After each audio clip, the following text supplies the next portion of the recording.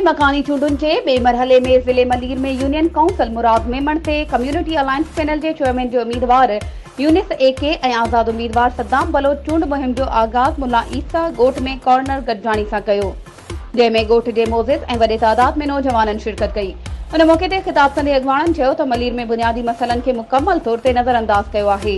Union council में कब्रिस्ताननि जी ज़मीन जो वॾो मसइलो आहे, जंहिंमें मुल्ला ईसा ॻोठ, जाम ॻोठ ऐं मुराद मेमण ॻोठ में कब्रिस्ताननि लाइ ज़मीन नाहे।